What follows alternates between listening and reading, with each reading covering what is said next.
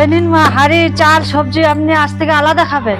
বোমা, সে কি গো, হুটহাট করে তোমার আবার কি হলো? এমন কেউ করে? আমরা আলাদা করে খাবো কেন? এটা তো পরিষ্কার মা, আমি আপনাদের জন্য আর গাধার মতন খাটতে পারবো না। এবার থেকে নিজেদের খাবার নিজেরাই জোগাড় করে খাবেন। এ কি বলছো তুমি? এই শেষ বয়সে এসে আমরা টাকা পয়সা কোথায় পাবো? নিজেদের পেটের জোগাড় কি করে করবো বলো? আর সব থেকে বড় কথা, পাড়ার লোকে কি বলবে তোমাদের বলো? কেন মা, পাড়ার লোক আমাদের কি বলবে? আর আমাকে খেতে দেয় না পড়তে দেয় যে তাদের কথা আমাকে শুনতে হবে? কি বলছো মা তুমি? আমার মাথাটা যেন কেমন ঘুরছে। খোকা, এ খোকা, দেখ তোর বউ কি বলছে। ও তো ঠিক কথাই বলেছে মা, এসব তো তোমার কাছ থেকে শিখেছে ও। খোকা, এ কি বলছিস তুই?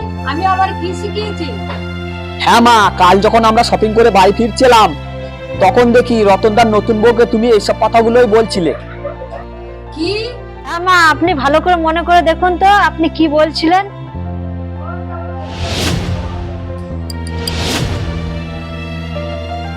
শোনো নতুন বউ, রতন আমাদের খুব ভালো ছেলে, সাত চরের রা কাটে না। তুমি কিন্তু তোমার শাশুড়ি মুখে মুখে কথা বলবে। বলবো পিসিমা। হ্যাঁ হ্যাঁ, বলে দিও, এর সংসারে আমি আর থাকতে পারবো না। না যদি মানে তাহলে হাঁড়ি চাল আলাদা করে দেবা। তারপরেও যদি না শুনে, আমি তো তোমার সাথে আছি। দরজার শাশুড়ির সঙ্গে তোমাকে আর ঘর করতে হবে না। ঠিক আছে পিসিমা, আপনাকে দেখে আমি একটু সাহস পেলাম। কি এবার মনে পড়েছে শাশুড়ি মা? শোনো বৌমা, আমি নিজেকে বুঝতে পারিনি। যেটা আমি অন্যকে বলতে গেছি সেটাই আমাকে ফিরিয়ে দিল। হুঁ, মা, আমি তোমার কাছ থেকে এরকমটা আশা করিনি। খোকা, আমি কথা দিচ্ছি রতনের বউকে আমি ভুল কিছু আর শেখাবো না।